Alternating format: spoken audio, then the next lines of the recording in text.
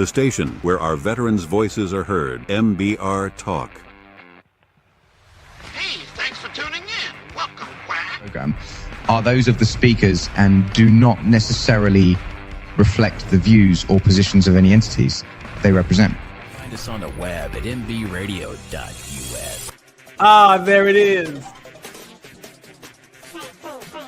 You tuned into the Farron Dozier Show on nbradio.us, Tech Talk Edition, and Live Sports. Catch me here Wednesdays at 4 p.m. Pacific Time, only on nbradio.us. Shout out. How did I do? Was that a good take? That might work.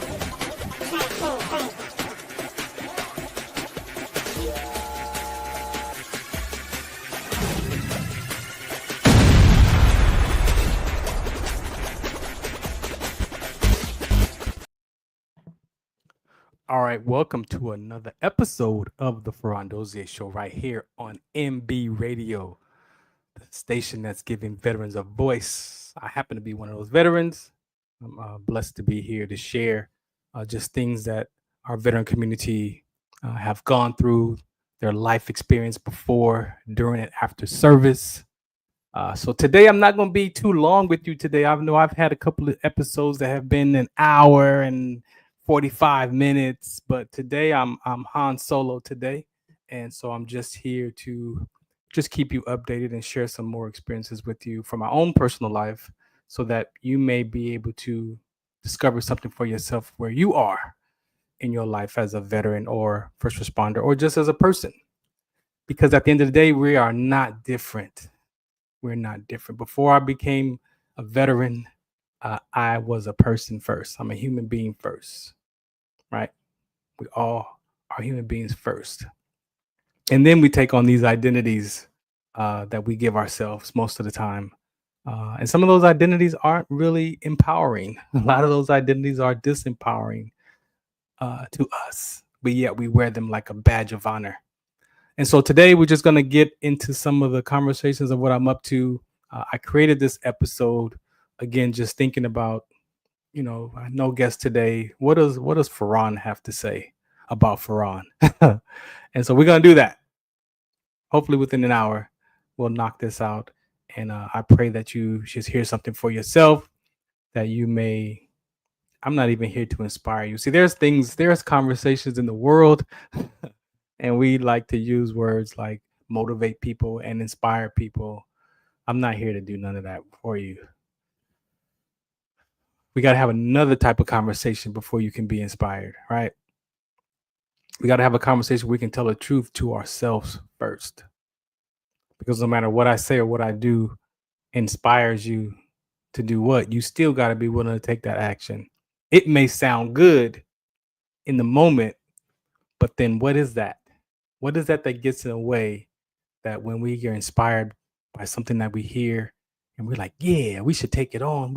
I should do this. I should do that. And then 2 hours later or 2 weeks later, you're back to that same old conversation to yourself about what am I doing? Why am I doing this? Why am I born? What is this? What am I responsible for? Like, we all have these kind of conversations to ourselves, men and women. So for our ladies, you're not different. You're not different as a human being. We all have the same worries. We all have the same concerns about life, right? Male or female. So I want to get started, play these PSAs, and then I got some visuals for you today. And then we'll just kind of go through some of the things that I'm up to. It will be pertaining to the title of one of my identities that I have been resisting for a while. And I've begun to accept that identity because I know that these conversations are important, and I get to create this conversation of how I want. It doesn't have to look like anybody else's talks. It doesn't have to be about how everybody else talks.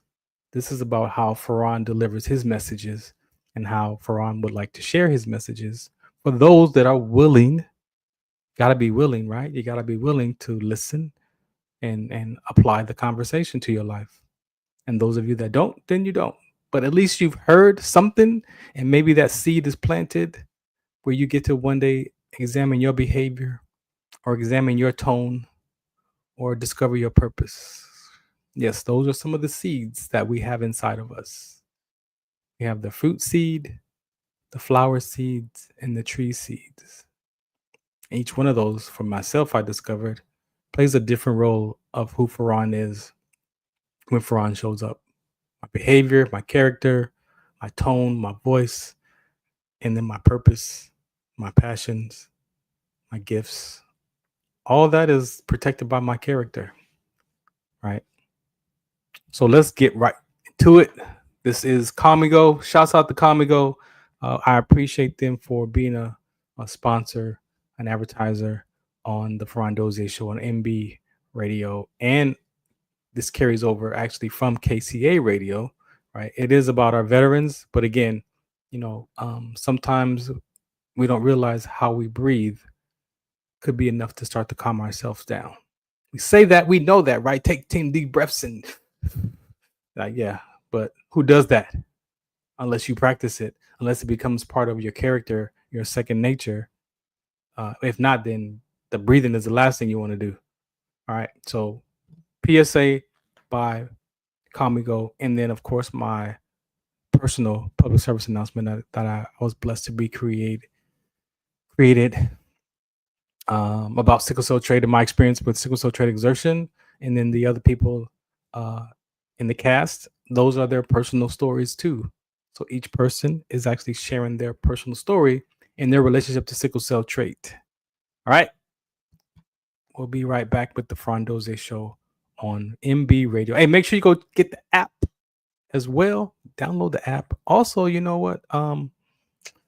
mbradio.us. You can go to mbradio.us and you can watch the show right from the website page as well. So you got choices. You got ways you can watch. And if you want to watch the show afterwards, it will be on Spotify and YouTube and all the platforms that MB Radio provides these episodes on, and also on Roku TV, right? So you can go to the MB Radio platform on Roku TV and watch us on your big screen right in from your living room.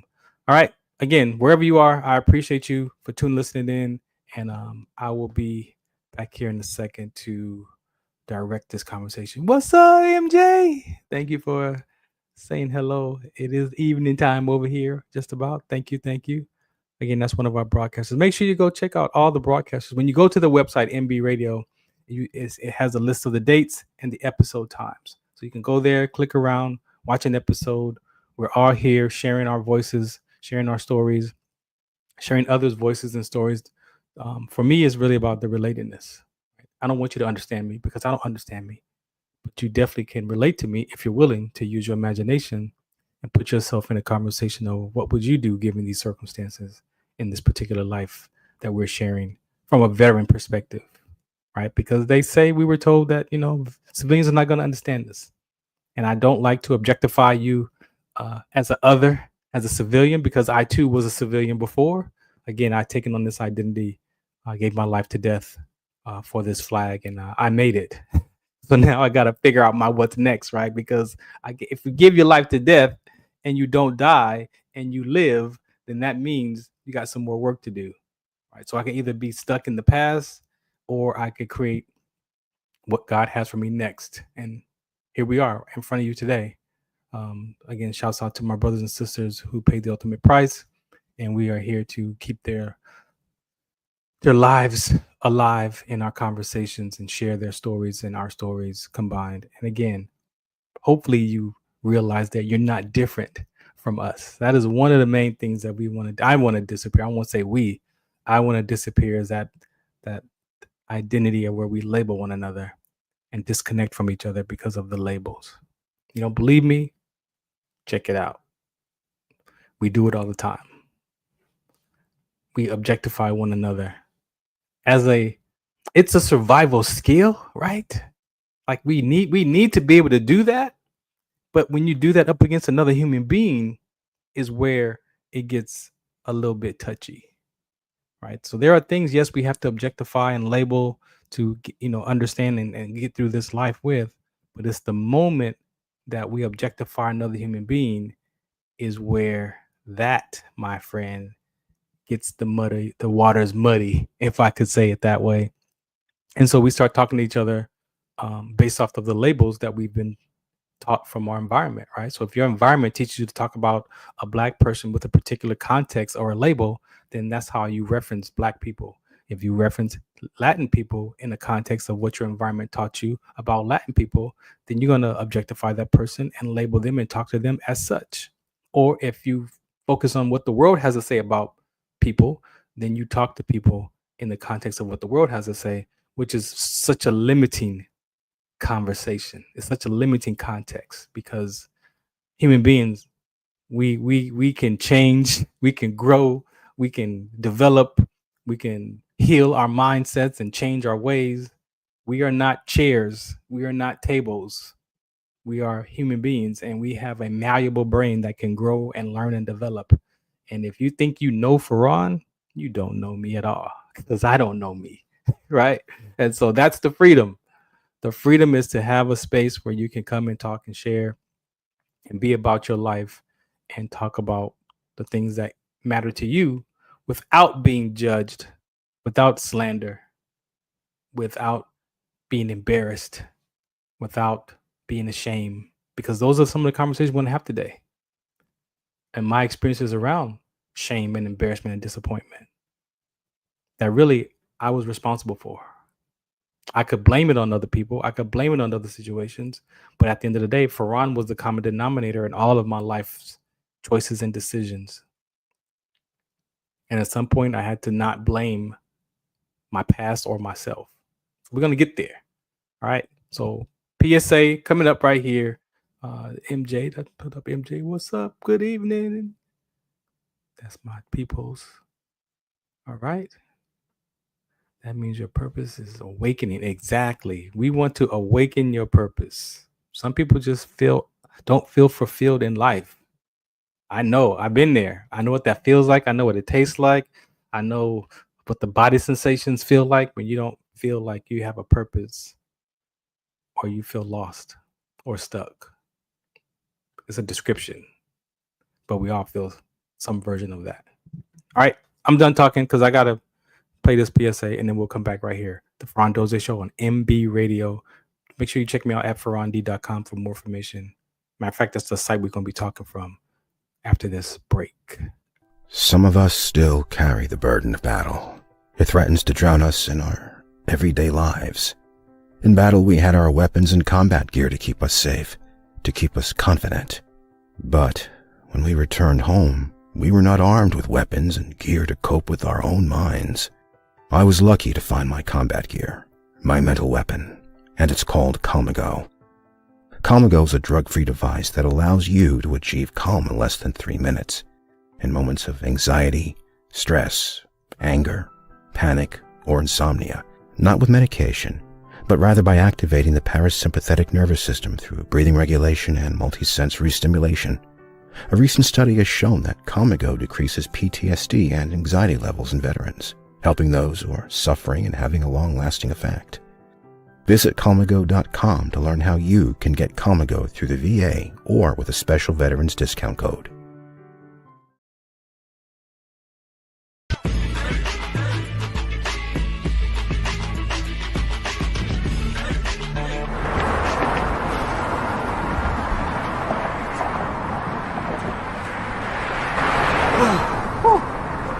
Hey, what's up, man? How you doing? I'm blessed, my brother. How you doing? I'm good, man. I'm good. Hey, did you see the game last night? Oh, that was a good game. But did you see the shot? I lost money from that shot. Oh, too, man, bro. that shot was cold, I man. hated it, but it was good. Damn. What's in those jeans? You really want to know? I do. Exhaustion, muscle spasms, asthmatic issues, unexpected sickle cell trait crises. Damn. Are you serious? When I was young, I found out I had sickle cell trait. My mom's told me, but I ain't have no knowledge of it. But when I got older, I had a child, and the doctor told me my daughter has sickle cell trait.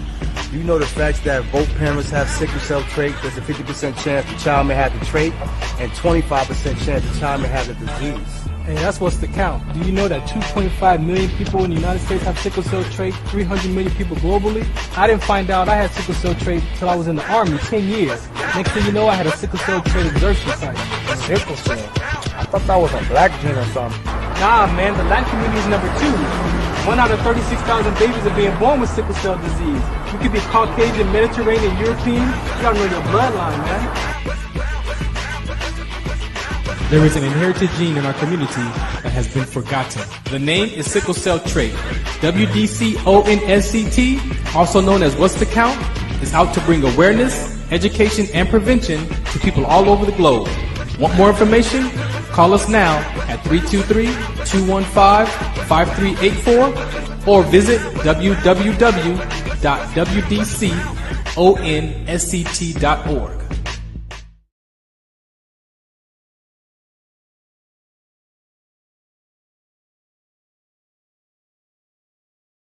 All right, welcome back to this episode of the Farron Dozier Show.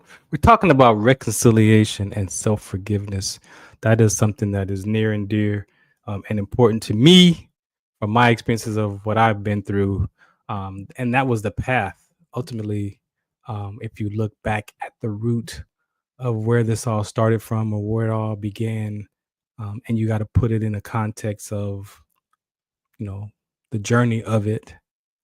There is the journey, and biblically it's reconciliation, and there's conversations about what reconciliation looks like, and then it's, for me, my part of that was the reconciliation of my own self-forgiveness, to forgive myself, right? Because you're supposed to, you got to love God with all your heart, your soul, your mind, your body, right? And then the second commandment that's connected to the first is you got to love yourself.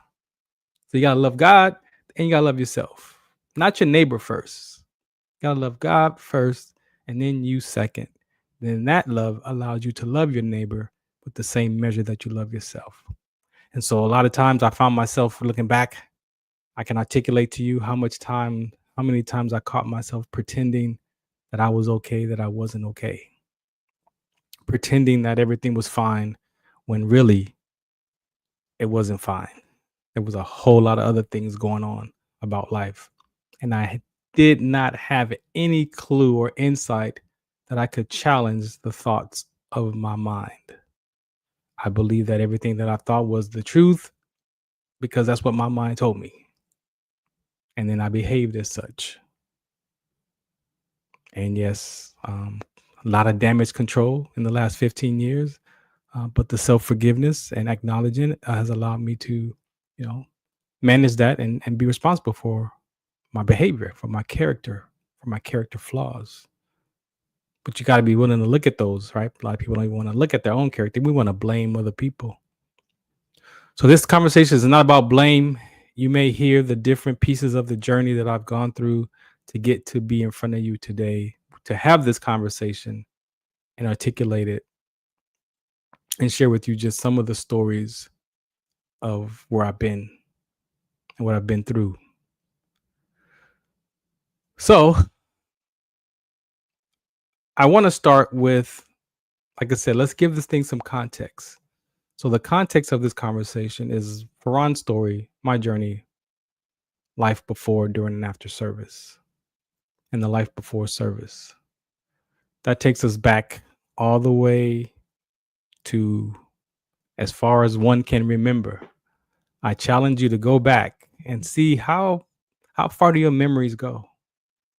When you think about your childhood and growing up in your environment, like what are those memories that are right there that you were, oh yeah, I remember that. Oh, I remember being 2 years old. It's funny that my mentor, Caldwell, remembers being born coming out of his mother's womb. He remembers seeing his mother cut the umbilical cord and saying to himself, don't cut me loose, because he wanted to be connected to his mother. Now, how does one have such a vivid memory about that? Maybe because that's part of his testimony, his journey, that he could be present to seeing himself and his mother cut the umbilical cord. That's his story. Mine goes back to 2 years old. I could take it back to 2. And the context for these conversations as I take this journey back with you is reconciliation and self-forgiveness. I went through a lot of these stories. They were vivid stories in my mind. They were pivotal. Some of these were core decisions that I made. And a lot of these decisions that I made altered my experience of myself and of life and became this defense mechanism and protective, experience of what the brain is created to do. That's what the brain is designed to do: keep us safe, keep us alive, and protect us. But sometimes that brain protects us to the point where it also hurts our experience of ourself. That spirit needs to be fed just like your soul needs to be fed. Right? If you believe that you're a spirit, not everybody has that same belief. So I'm going to bring up my website. This is, every time you hear me say, or you might see it on the social media, or you might see it in these shows, the FarronD.com website. I just made that short FarronD for my name. And on that website, I put a lot of the stuff that I'm up to. So it has somewhere to land. That's all. A lot of tabs. But I've cleaned it up as much as I could. So I want to share with you that website. And on that website, shouts out to Jessica. You can catch me on Beyond 2D on every second and fourth Tuesday. That's a great show that we talk about all the different topics in at least up to 4 episodes. She breaks those down into 4 episodes. We just have taken on choices and decisions. And we got one more episode of that. And I just realized that today we got one more episode of boundaries. So those are the next 2 episodes before we go into this next phase of conversations that we're scheduling. So yeah, so this is the FarronD.com. You see that SDEMG. That is something I want to have a company. If I create a business, that is the logo that I was working on. Looking for a brand that would cover everything that I want to talk about outside of my nonprofit work, right? So you want to have a for-profit business, you got to be able to separate the two from the nonprofit and the for-profit. So if I ever decide to use that, it is the Smith Dozier Entertainment Media Group. It covers some DNA talks, the Rhabdo talk. It covers my radio show talks, and it covers some of the videography stuff that I do. That's what that's going to be used for. And so she made this for me. I appreciate it. Breaks down all the different aspects of my life. They're speaking at church, the Revolution Radio show right there. That show is on hold right now, but those are the things that I do that she put in a video for me. Now I know how to do that, but I have recently discovered, in my grief, I lost some creativity, and so she helped me out with making that. I'm very grateful. So that's on the website. That's what you'll see when you go there, pop up. Across the top, of course, you will see the different tabs that I have listed that's most important right now. The home tab, which is this tab here, which just gives you just the basics of what I'm up to in the community. The Statesman, I like that Statesman title because I care about the next generation. I care about the youth and the children, and this is what reconciliation and self-forgiveness is about. Restoring relationships between that child and that parent has been my journey, and we'll talk about that in a second. But things I'm up to in the community, you could look at that and see right there. For the Love of Dogs, the Inland Empire Hounds, we are preparing for our season. That company is owned by EQ Athletics, and I am grateful to be a partner in this program. And so we are launching the Inland Empire Hounds in 2025, 2026 this year. And that's the campaign for the love of dogs. Shouts out to my dog, Daisy, that I had to put down in 2022. So this is my opportunity now, finally, to deal with that grief, to deal with those emotions around the loss of my dog. And I'm ready to take it on. And as I've been in the community sharing with people, even yesterday, I didn't realize that so many people have had to go through that same experience of putting down their dog, or the dog passing away, or whatever that experience is for that person, at the loss of that animal, that pet, that dog. People have a lot of experiences and stories And we want to be the platform that shares that in the San Bernardino County along with us on the Hounds, which is our mascot, a dog as a hound.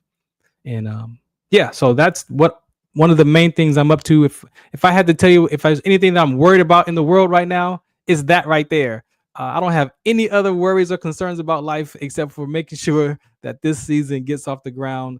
And I imagine that if I wasn't doing this campaign, then what would be the worry that filled that space, right? Because I can honestly tell you today, like I'm not worried about anything today, except if I had to say I'm have a concern or a worry, is making sure that this basketball team gets what they need to have a successful season and an opportunity to chase the ABA championship, which last year the Hounds were number 10 out of 150 teams. So Coach LG, you got to see that guy coach, man. He coaches like the conductor of an orchestra, and those players played their hearts out for him. They believed in the process, and again, they went 17-3.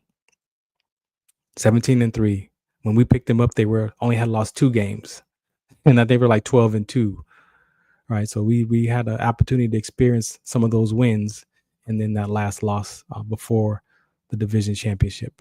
So other than that, yep. So you can go there. The iehounds.com is the major website. It's the main website. And you'll find everything that you need to know about the Inland Empire Hounds and what we're up to as far as this coming season. One of the other conversations that I have is called Shattered Thoughts. And this is basically, what we're talking about today is an opportunity to share with people who are interested in having a discussion about their views of life and their relationship with their parents and their children. That is a very important topic. People are, as parents, we love our children. We have concerns and worries for our children, and our children have worries, concerns for their parents. And sometimes they don't show up like that. Sometimes it doesn't come across as love. Sometimes it comes across as concern or worry, which is still from love once you get all that other stuff out of the way, right? So that I've done that talk. Shouts out to the Breakthrough Show Network. They allowed me to do that one there, but I did 3 other ones actually. I did 2 inspirational reads. I did a live in-person Shattered Thoughts. And then this one that we did in April, I wanted to have that one online to give people more of an opportunity to log in from different parts of the world.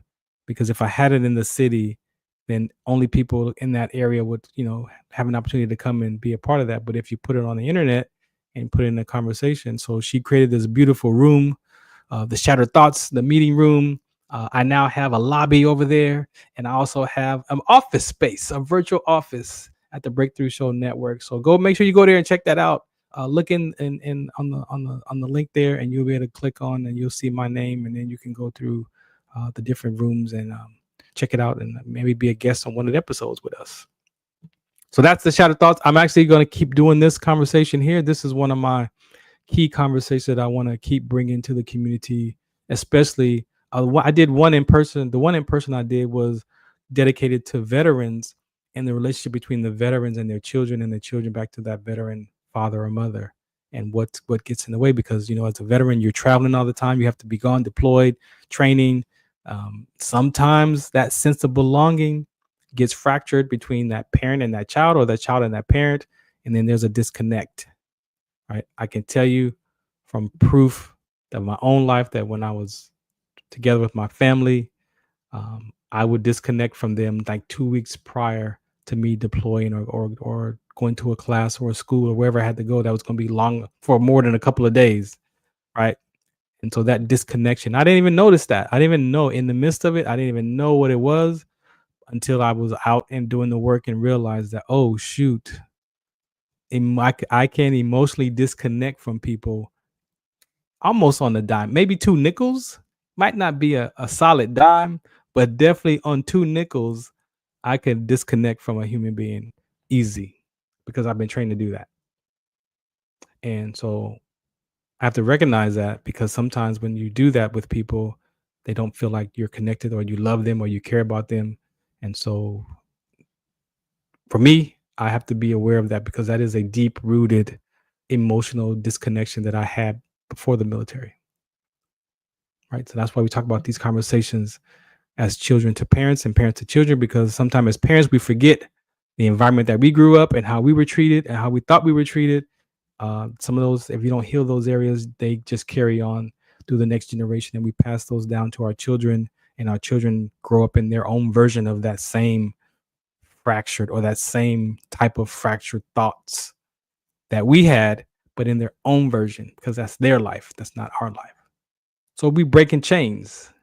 In my mom's talk show, we breaking chains, and I had to break mine, and I've given my daughters an opportunity to start to break their chains as well, because definitely my life impacted their life, and I took responsibility for that to allow them to start to heal their own life so they can get their life back and take on the things that they want in life.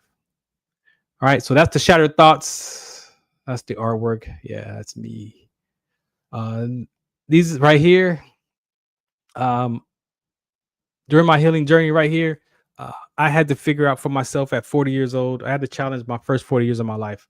That's how I said it. I had to challenge the first 40 years, because after I realized that a lot of stories that I had in my mind that was circling around in my subconscious mind, and the way that my subconscious mind talked to me so negatively, so disempowering, that I had to challenge those thoughts, because I realized when I did that they weren't the truth.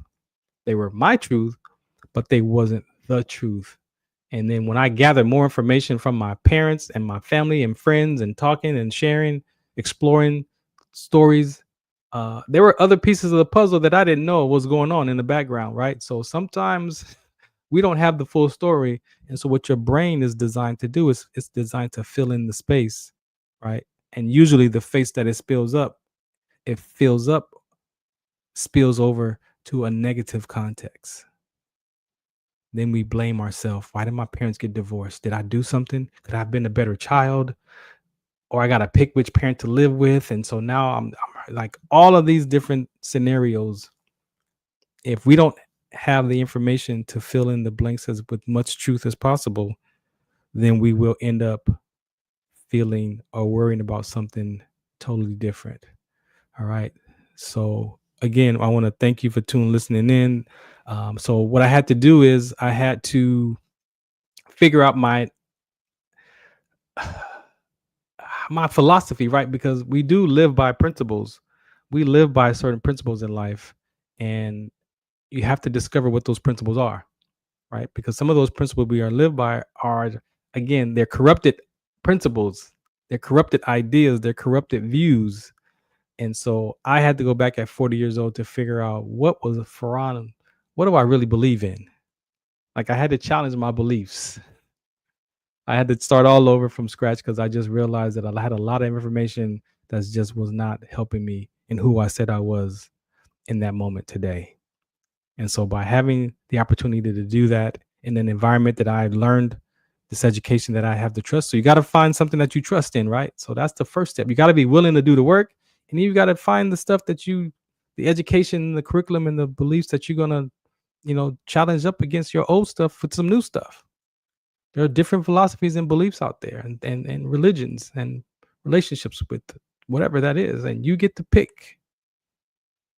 So I had to figure out what my new philosophy was, what my new ideology was, and my theology was. That's what I had to figure out. But before I do that, I'm going to play a PSA, because I need to take this phone call real quick. So I'm going to play a public service announcement with you, and I'm going to come back and get right back in this episode right here on the Farron Dozier Show. Shout us out, what's the count?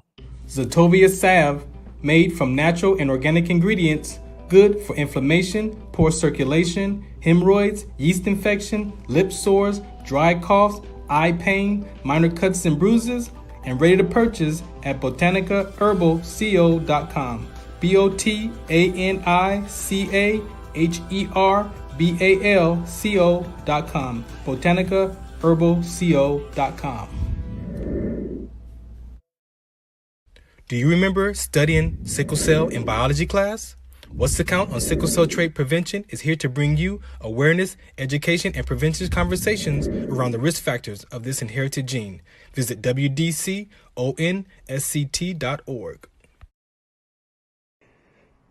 Muchos de nosotros nos vemos afectados por la enfermedad de células falciformes a diario y un número creciente simplemente no nos damos cuenta. Los impactos de esta enfermedad afectan a todas las personas y en especialmente a las personas de color y con antecedentes diversos. Estar en servicio conmigo y con los demás a medida que creamos una mayor conciencia sobre cómo identificar y dirigir el tratamiento de los rasgos de células falciformes y ayudar a las familias a saber cómo superar el trastorno de células falciformes. Do you remember studying sickle cell in biology class? What's the Count on Sickle Cell Trait Prevention is here to bring you awareness, education, and prevention conversations around the risk factors of this inherited gene. Visit wdconsct.org. See, when you have the ability to take a phone call from your child, you know, I had to make sure she's okay. Shouts out to Deja. All right. So as I'm sharing with this part right here, I had to challenge the first 40 years of my life. The space that I was in, life was over. When you're at the space of hopelessness and despair and disappointment and self-loathing, and the words come out of your mouth are something like mine was, why bother? Like, why am I here? Why bother? I'm nobody cares if I'm here or not. That's the space where the suicide ideations and the self-destruction conversations begin to settle. Hopelessness, disappointment, despair, self-loathing. What came out of my mouth was, why bother? And I had a few episodes of why bother. But in that personal development education that I got into, that I learned that I could have confidence in and trust in that philosophy, I discovered some things about myself that I was like, oh, okay, cool. Well, if I made those stories up and it's empty and meaningless, Ecclesiastics in the Bible talks about that. We sometimes we're chasing the wind and it's vanity, right? And so we live a lot of our life chasing the wind and in vanity and not experience being fulfilled. And so that was one of the things that I discovered in my new philosophy in that education. And so one of the things I heard there, they said that a plane in autopilot self-corrects. It's never on course. Live life like the auto-correcting system. I don't know who made that up, but I know that's where I heard it in that education, that was a share. And so when I looked at my own life with that, I'm like, okay, what does that look like? Oh, that looks like if a plane is in autopilot,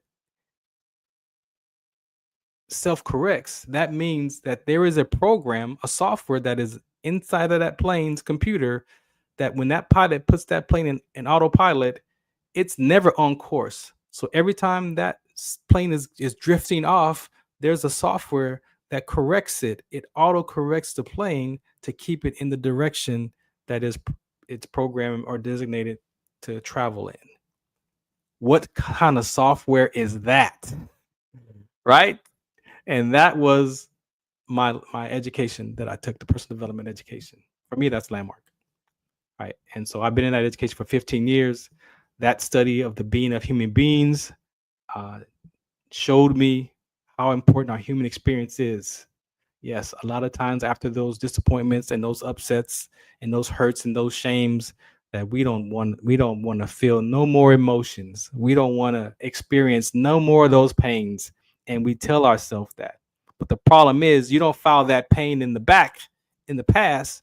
You file that pain in that fracture in the future. So now you're living into that future of that pain again, trying to avoid it, but you're always focused on it because you're trying not to experience it. Do you see that? Did you catch that? We don't file those fractures in our past. We file them in the future. And so if I file that hurt in the future, I'm always living to avoid feeling that hurt again. And that's why we walk around mentally exhausted for some, or a lack of energy, or your vitality, or your vibe. So now you got to get a vibe to try to feel like you're alive from a vibe. No. What is your experience of life? We're human beings, not human doings. So that was the philosophy that I had to get, and it works. I trust it. I believe it. It works. It's not going to save my soul, but it definitely softened my heart.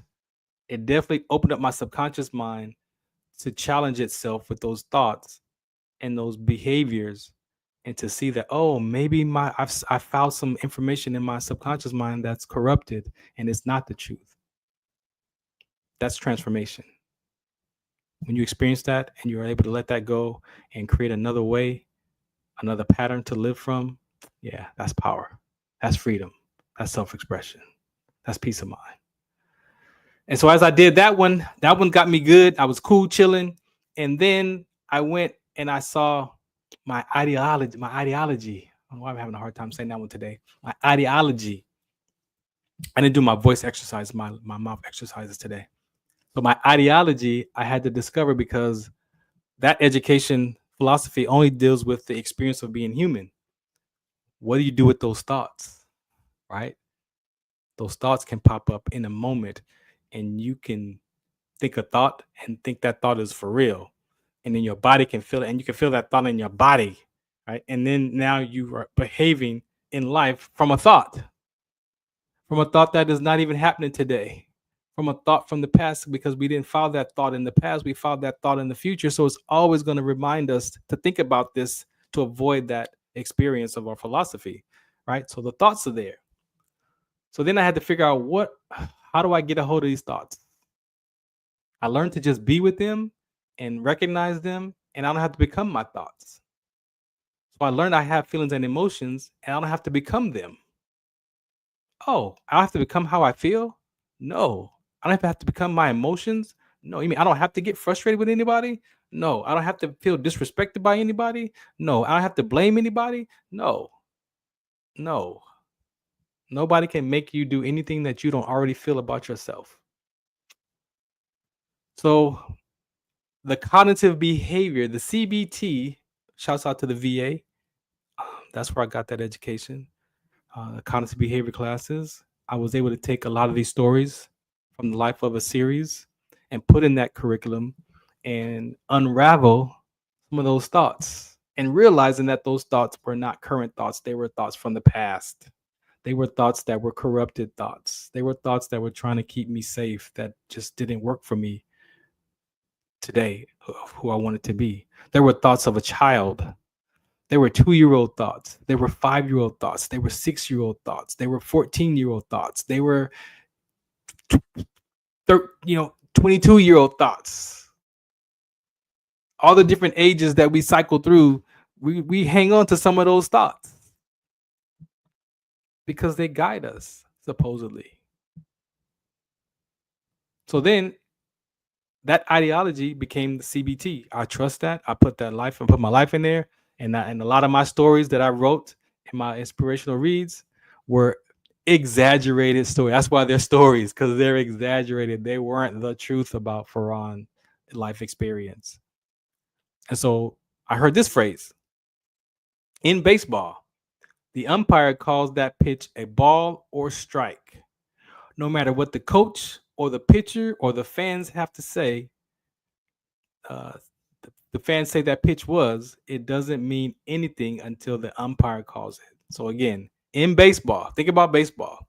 You got the pitcher, the catcher, and the umpire. The umpire calls that pitch a ball or strike. No matter what the coach or the pitcher or the fans say that pitch was, it doesn't mean anything until the umpire calls it. And I got that. I equate that to my cognitive behavior. So life doesn't mean anything until I give it meaning. Now, people can tell you what it means or what it should mean, and you can thank them, and you can look in your life and be like, okay, let me take a look if I want to make it mean that. Okay, no, I don't want to make it mean that, because you get to be the umpire of your life. And that's difficult, because sometimes we've given our own life meaning about ourselves that is disempowering, and it's a negative context. And so how do you talk to yourself? How do you think about yourself? That's your ideology. You might have to go find some new thoughts. You might have to go deal with those old thoughts and unravel them so you can be free from those old thoughts. So when they show up, because they may still show up, But when they show up and you put them in that curriculum and you dissect them and you challenge that thought, you realize that, oh, that's a thought from the past. That's an exaggerated thought. That's a habitual thought. I've been having that thought since I was 12 years old. That thought it does not work at 55. That was a 12-year-old thought. When you have that ability to have those tools, you see how the heart softens? Your subconscious mind gets to soften because you are now feeding it more information, more knowledge, more different understanding, and you get a chance to challenge those old thoughts. Shouts out to Terry. You get to challenge those old thoughts. So for me, I live in three categories: philosophy, ideology, and then my theology. My theology, that's the one that saves my soul. That's the one that's for my eternal life. And it also just verifies of who I get to be as a person, right? And so, yes, we grew up in different environments of religious and religions and all these conversations about God and Christ, and it ain't no J. There wasn't no J back in the day, and they rewrote the Bible and they changed it so they use it against us as blacks to control us. I mean, there's so much stuff about the word of God, and none of it's wrong, because I'm not even here to tell you what's wrong. Your truth will set you free. And then those that are free by the Son is free indeed.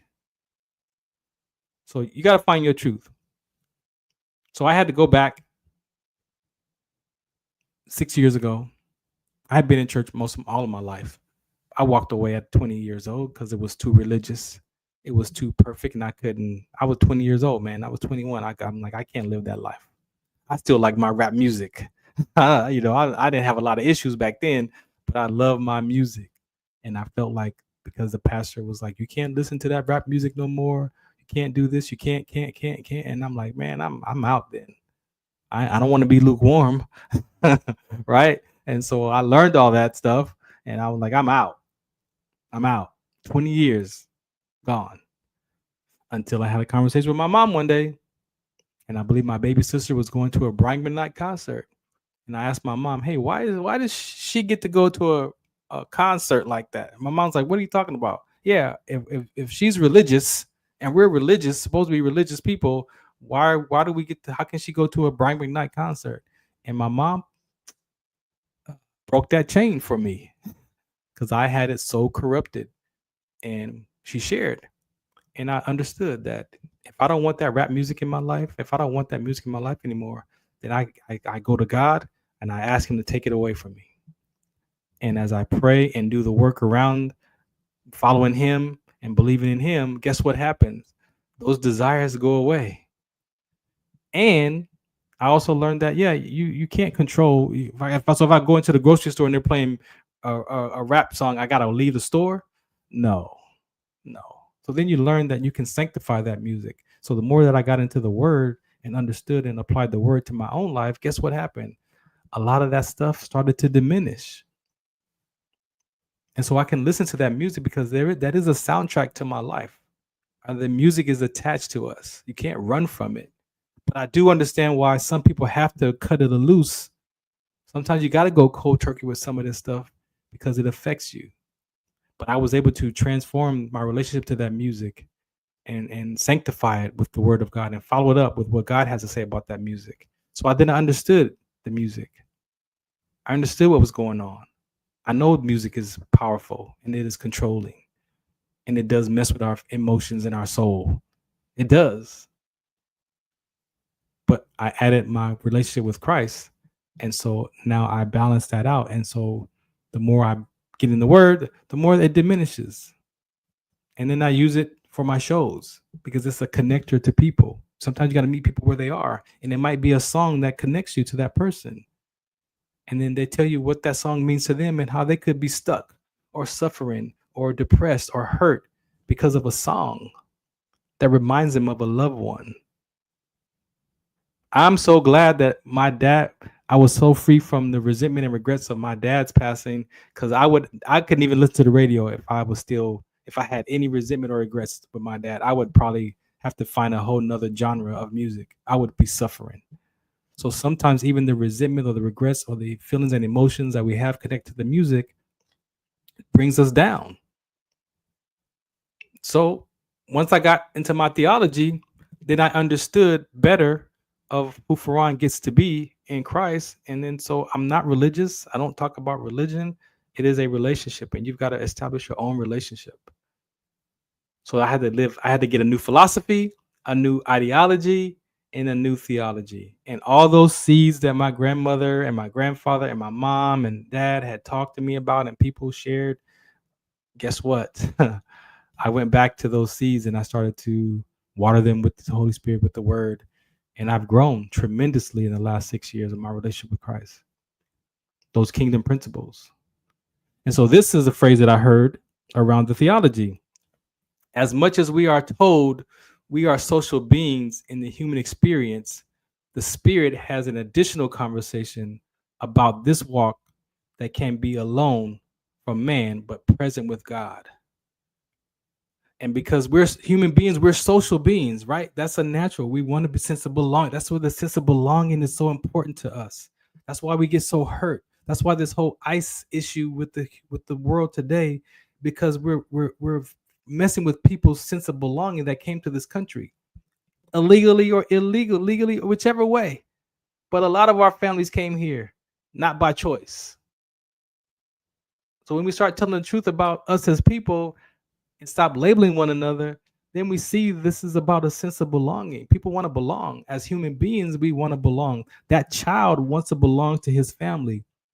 But if that parent disappoints that child and doesn't get an opportunity to tell that parent, hey, you disappointed me, mom, dad, you disappointed me, then that child's going to break from that family and going to turn to his peers or her peers for love and acceptance. And then we all can attest that the peer age relationships are all trial and error.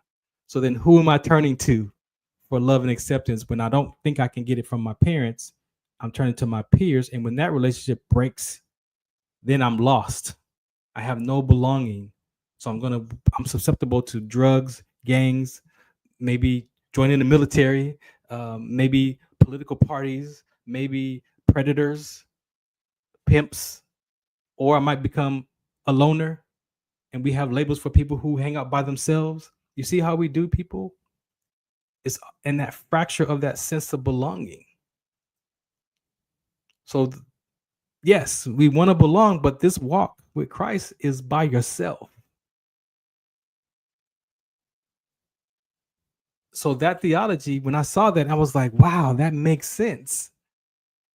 We want to belong as human beings in our soul, but there's a space that we have to be by ourselves with this walk, with this relationship with Christ. And so you battle in your mind.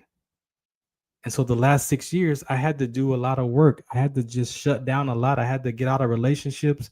I had to just go and just sit with Farron and figure out who I was and what God had to say who I was. And guess what? I was able to restore that for myself. So I love me if nobody loves me, right? But that's the work that we get to help our community, our people, our children, our adults, restore your self-love back to yourself.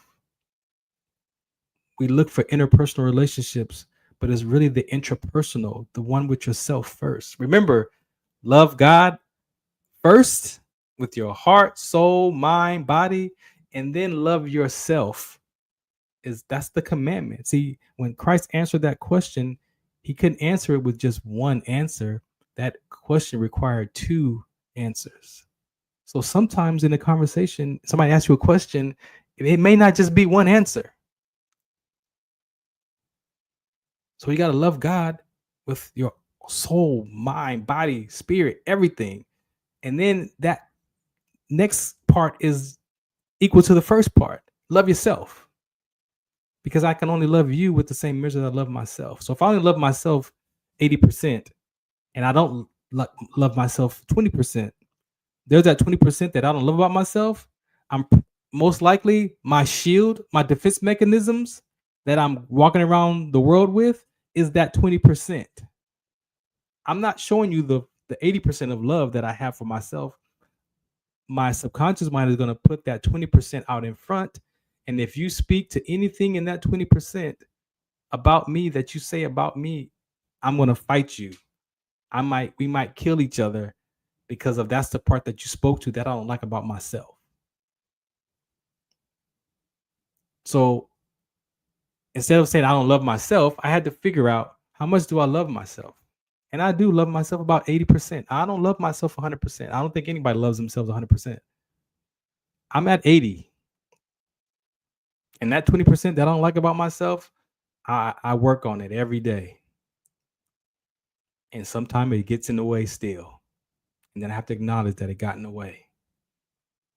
See, that's a different person that acknowledges their behavior when it shows up. That asks people to forgive them and change. I mean, I didn't mean to say that to you. Let me take that back. Please forgive me. Let me say this again. This is what I meant to say. All right, because sometimes we just blurt stuff out of our mouth from natural responses, and we hurt people with what we say. We hurt ourselves just the same because why did I say that?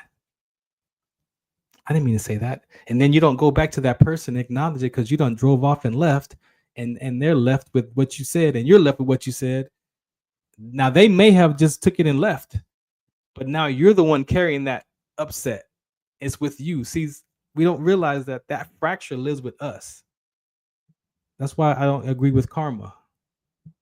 Because karma is me hoping that something happens to them. Who's carrying that? I'm carrying that thought. That person went about their life. And if we carry those thoughts, why do you think we're sick? It's not rocket science. That's why this episode is about reconciliation. It's about self-forgiveness. It's about the interpersonal relationship. That's the work that I had to do, that I could share with you authentically, and I got stories to tell you. 10 of them. But this is the basic that I had to get through before I could get to this point of, do I even want to be an author? Do I want to write I don't want to write no book. I didn't want to write a book, but I knew that there was something that I wanted to share.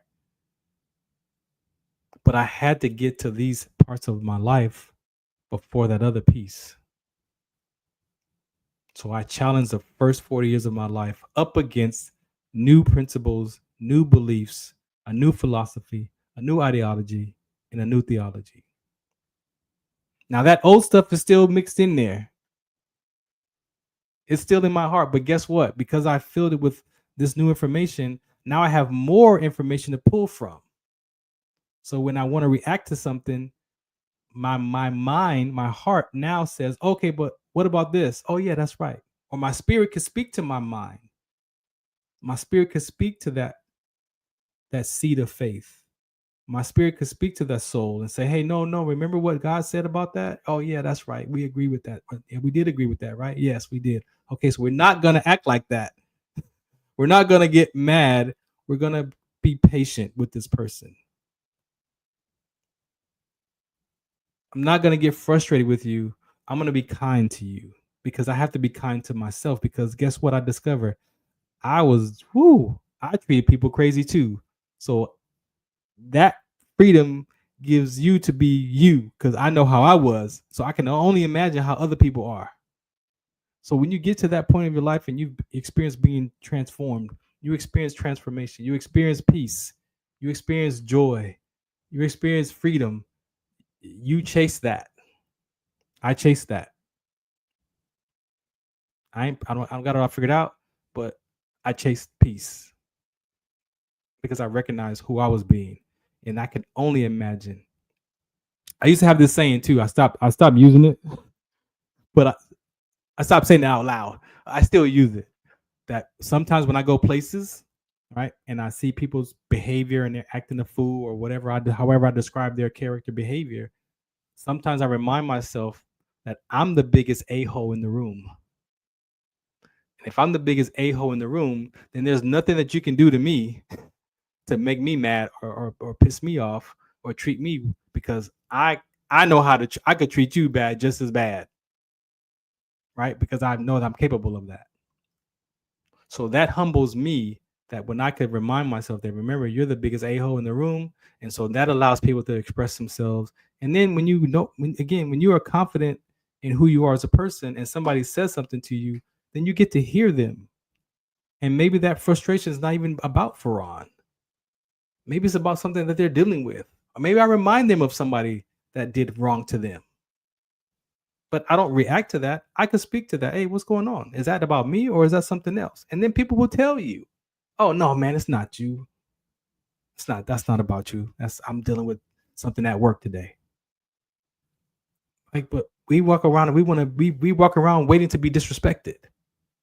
We walk around waiting for chaos. Sometimes we don't even know who we are if we don't have a little bit of chaos. Sometimes people need chaos to feel alive. But that's not you, that's your mind. Because you've got chaos out in front of you and you're living into trying to avoid it. And when it shows up, you're ready to react to it. So that was me. Today, I had a new theology, philosophy, and ideology. And this is all on the website. This is all at farrond.com. That is one of my main. So what I did was when I got back in the church and I started to discover again who Farron is and what I'm up to, I realized that I have an experience of life and I have a activity of life. So again, I had to frame my life so that I could regain control because life was over. So I got an experience of life and I have an activity of life. And so part of the reason why I don't want to be an author is because of the titles. See, I dealt with identity crisis. My suicide ideations came from because of my identity in basketball and my identity in that uniform. So for some, like athletes, cops, police officers, firefighters, doctors, people that wear uniforms, sometimes our identity gets trapped in that badge or that camouflage outfit or the rank or the job title. And so I had an identity in basketball because that's how I made friends in junior high school. Because I changed schools a couple times. So the new school, I found friends playing basketball. So I became a basketball player. I played basketball. And then that identity changed to a soldier at 19. And then when my medical retirement happened, that I had no identity. I couldn't play basketball anymore because of my exertion with rhabdo and almost died from sickle cell trait. So I had that, and then I had a mental issue. And so I had a physical and mental. I had no outlet. Couldn't exercise anymore. That's why I got out of the service. That's why they put me out, because I could no longer be deployable or in the military. So my physical and then my mental suffered.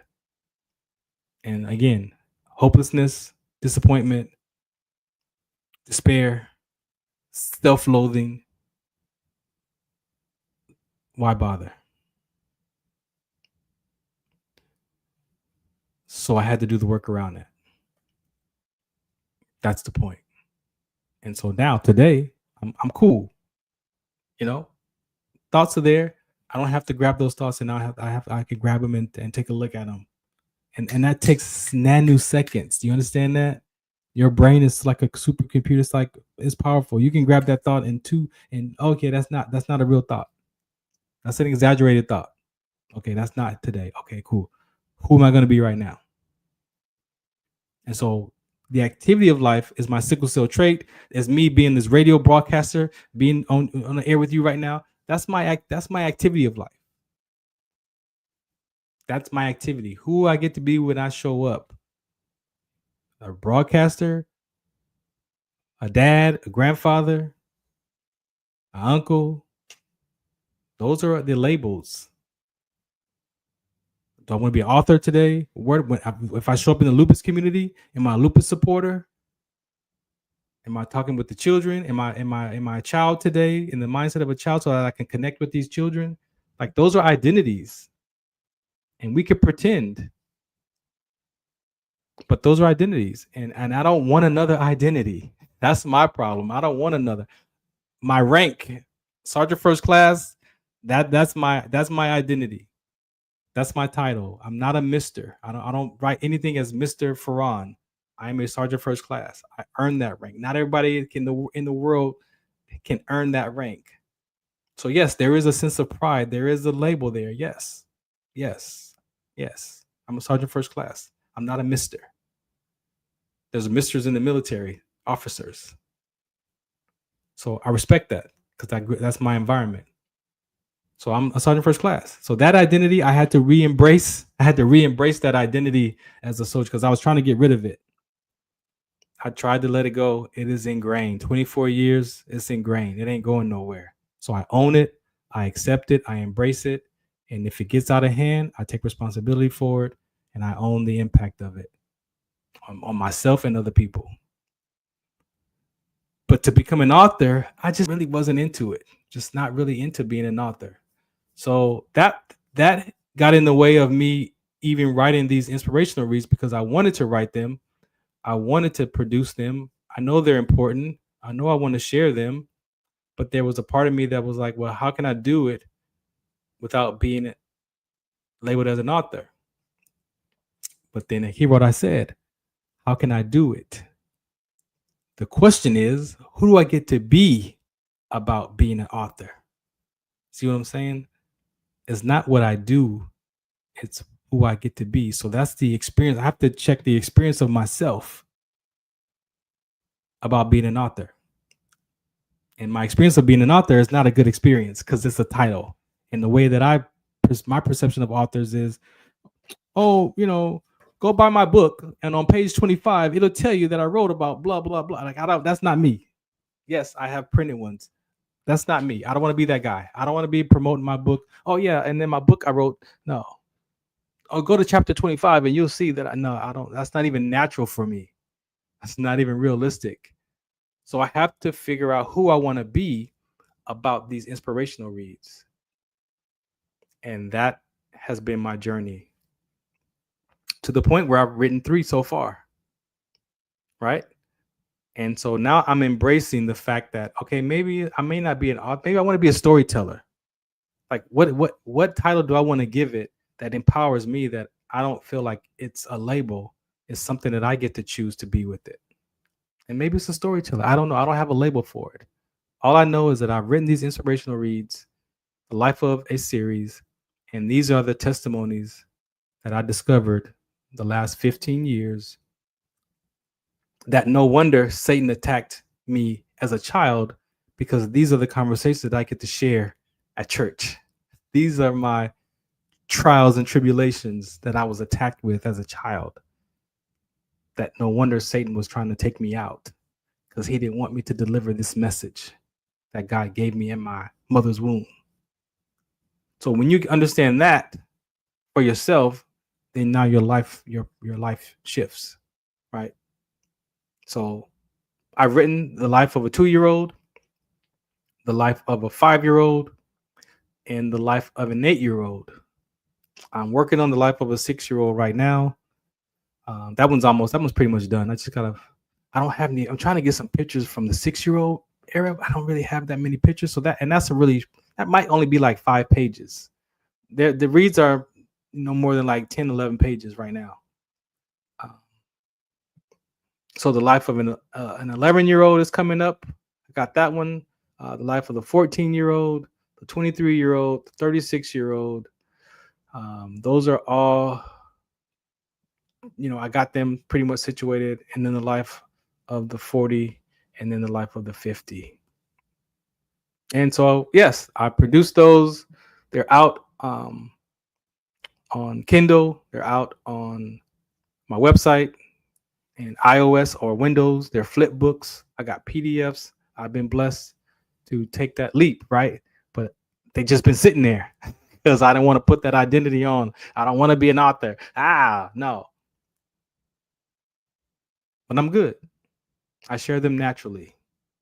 And that's what this episode is about, an opportunity to share these naturally. You can look at those on the site. The life of a 2-year-old. So what I did was I took those stories because that's what I discovered in my philosophy of who I was being as a child and my experiences all the way up to that education. And then I started to look at the Word of God to see, okay, if I filter these stories through the Word, how do they come out in the word? And that's where I found that it aligns, which is my purpose and my passion and my gifts of my conversation to deliver these messages, right? And so the life of a 2-year-old are about virtues. And the virtues are the, like, patience is a virtue, right? Patience is also a kingdom. Patience is also a kingdom key.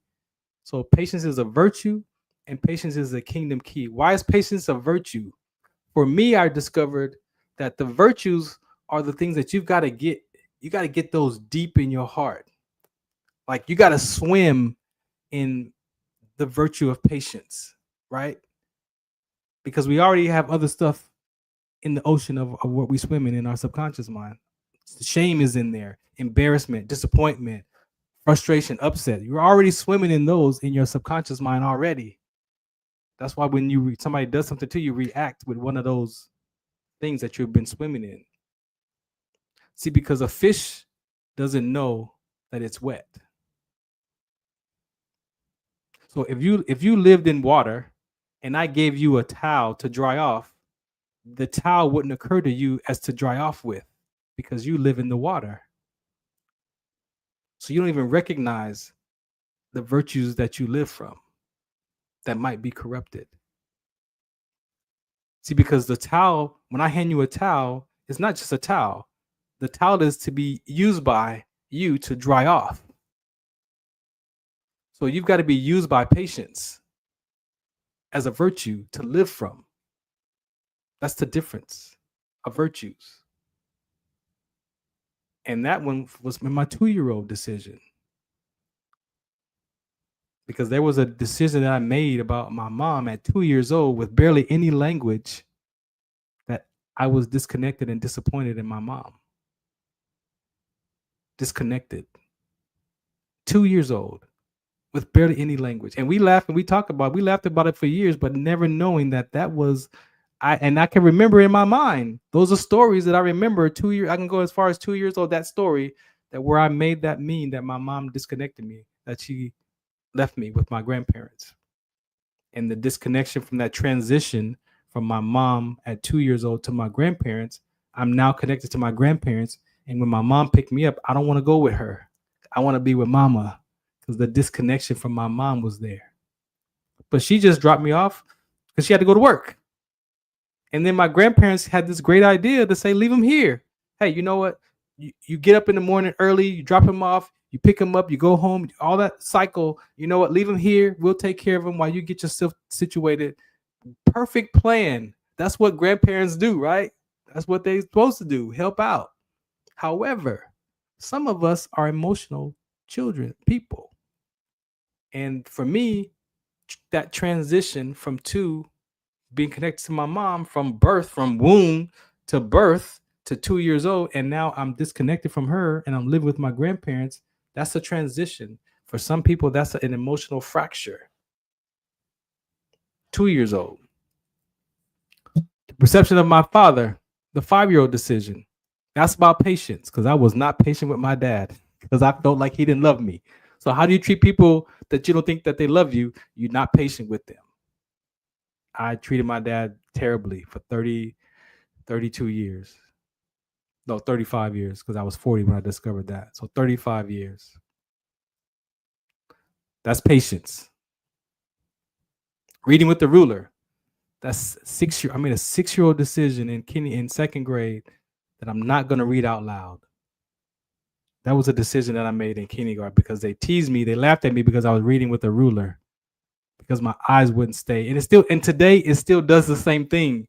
That's what's wild, is when I try to read, I have to focus on the line that I'm reading, because my eyes will go to the next page, in the next row down. Like, I don't even know what that is, but I've had that since I was 6 years old, and it affected my reading ability. And so one day the kids in second grade, they laughed at me. And in that moment of the laughter, I said to myself, I'm never going to raise my hand again to read out loud, and I'm done. So I'm never going to raise my hand again, and I'm not going to read out loud.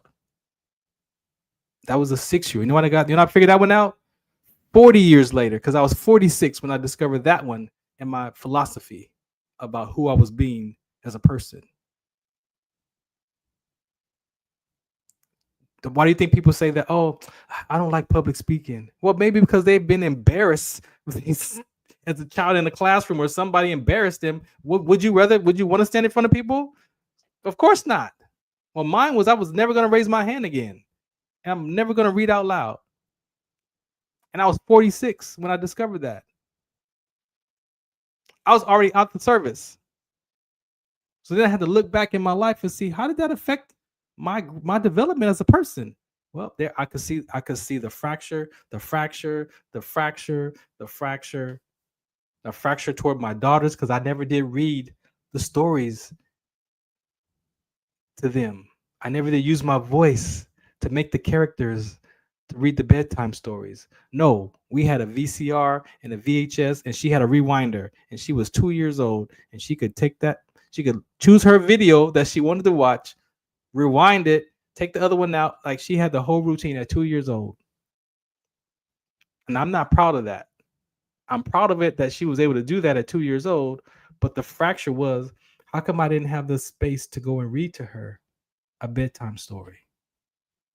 So I had to call my daughters and ask them to forgive me for not reading to them as a father.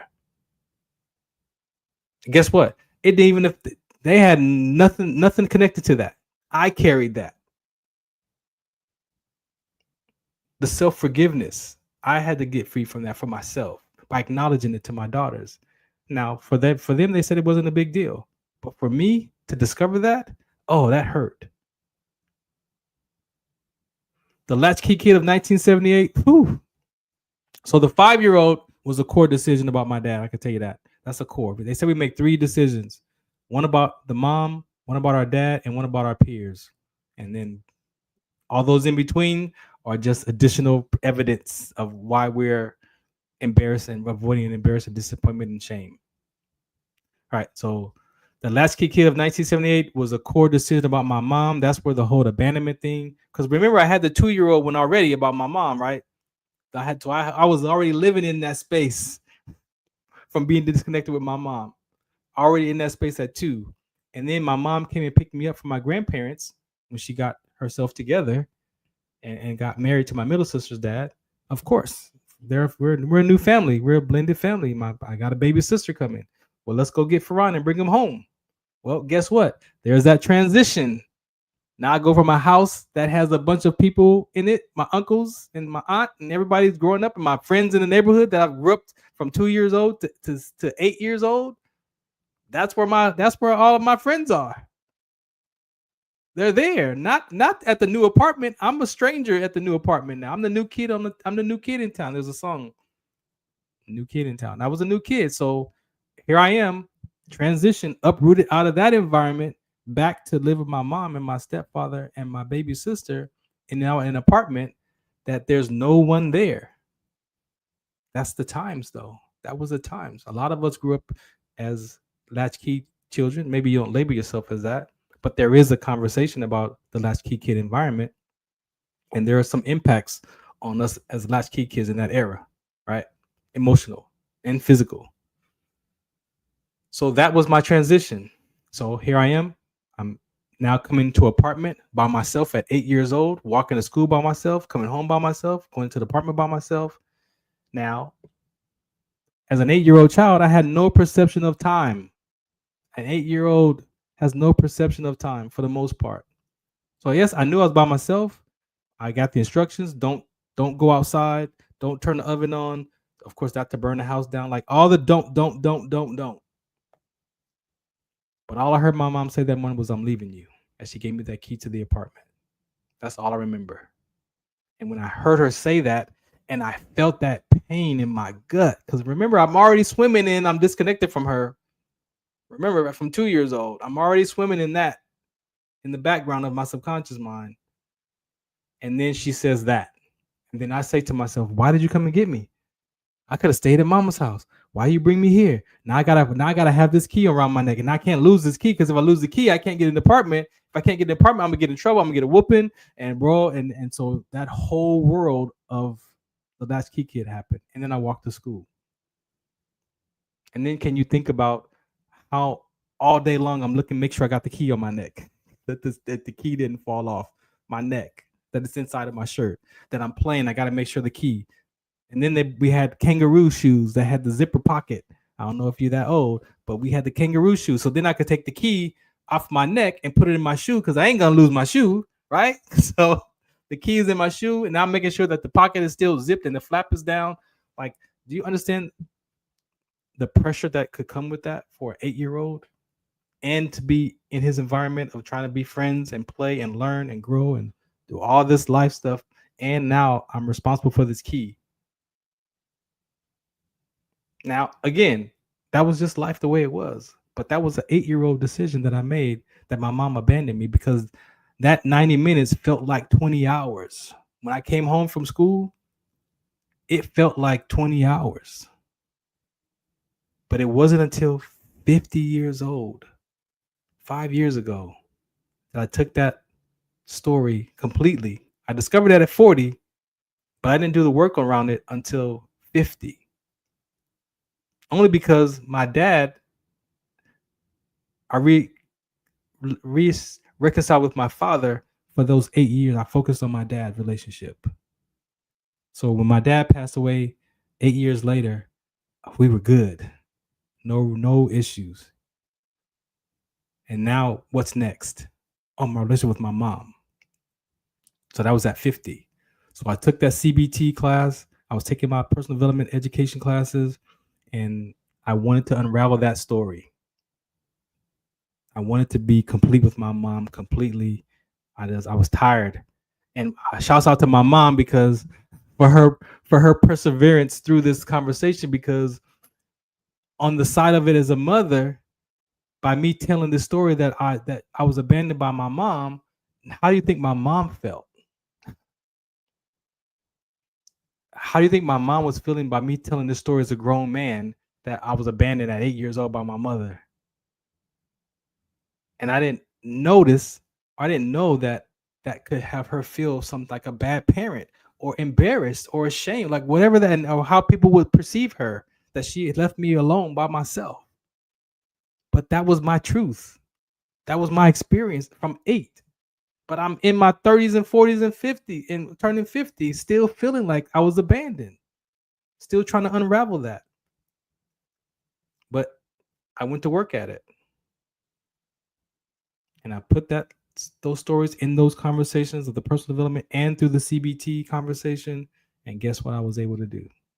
I was able to sit down one day and put my pen down, because the question was, is this story exaggerated?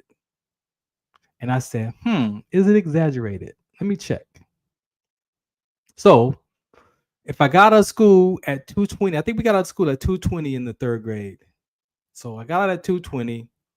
I said, if I lollygagged walking home from school, say I got in the house at 3 o'clock. So by the time I did all that, walked home, played with my friends on the way, whatever, stopped at the store, played some Pac-Man, whatever. Say it was 3 o'clock. So I get in the house at 3 o'clock. Oh, what's on TV at 3 o'clock back in the day? Well, I remember Good Times, Sanford and Son, The Jeffersons, All in the Family, What's Happening. Like, those were all the shows that came on in the afternoon and the evening time. So then as I picture, so then I had to visualize myself. So I visualized myself in the apartment. I visualized myself sitting on the floor watching TV. And then I could see in the background of my peripheral, my mom and everybody walking around the apartment.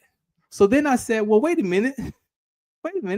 If I'm watching TV at 3 o'clock, 4 o'clock, 5 o'clock, and if those TV shows are on TV and my parents are walking around the house, then I wasn't by myself. Wait a minute. They were home. So if it's 3 o'clock, even if it was 4:30 when they got home, they were home at 4:30. So how long was I by myself? An hour? Okay, maybe 90 minutes. So even if I was home at 90 minutes, for 90 minutes, could I now at 50 years old say that I was abandoned by my mom and a latchkey kid at 8 years old? Now I'm 50. So I said, well, you know what? I can't. I can no longer say that I was abandoned. I could not honestly keep that as my truth to say that I was abandoned at 8 years old in the latchkey kid era, because my parents were home by 4:30. Even if it was 5 o'clock, even if it was 2 hours, they were home. So it wasn't 20 hours, it was 90 minutes. So then I had to tell the truth to myself after all those years that I was not abandoned. And I told my psychologist, and he says, you know what? The way you told that story, I would have called CPS on your mama back then, because the way you told your story about how you was abandoned, I would have called the good system on your mama. But for me at 50 to tell him that it was 90 minutes, man, all I could do was laugh. I wasn't even mad at myself.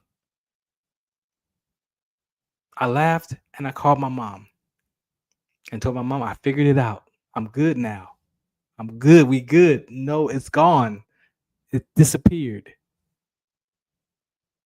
Because I told the truth to myself that that was not the truth.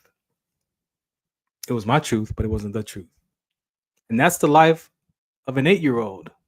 So from 8 to 50, 42 years, and in my subconscious mind, I swam in that I was abandoned by my mom. And I had evidence. I had proof. I had stories. But those stories were made up by myself. No one told me those stories.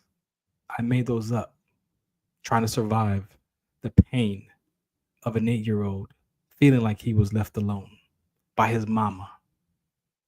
Not the truth. And so that's why this conversation is so important for us as people, because a lot of us carry these stories about the most two important people in our life.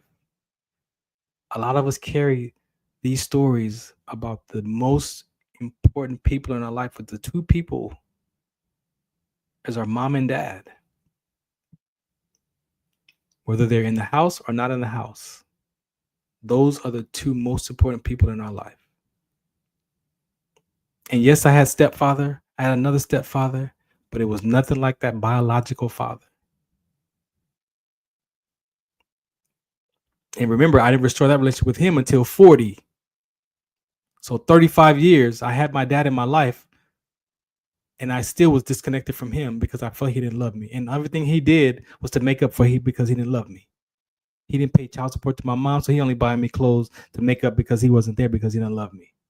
Those were my stories to myself. And I never said those out loud to anybody. I never spoke that out of my mouth to anybody. Only to myself. That was my self-talk to myself, about my parents. The Bible conversation, Malachi 4 and 6, that we can return our hearts of our fathers back to our children, and the hearts of our children back to our fathers. Fathers is important. So yes, I had stepfathers. I had my grandfather who raised me. I had men in my life, but I always yearned for my biological father. That even when he was in my life, I treated him so bad until 40. And that's me right here. That's the life of a 5-year-old. That's my dad on the back.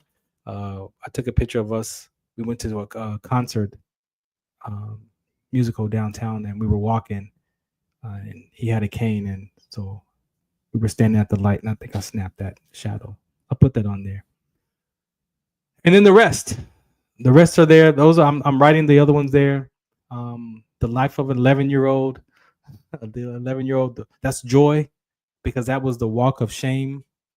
The life of a 14-year-old is the day I gave up being vulnerable. That was a part of that.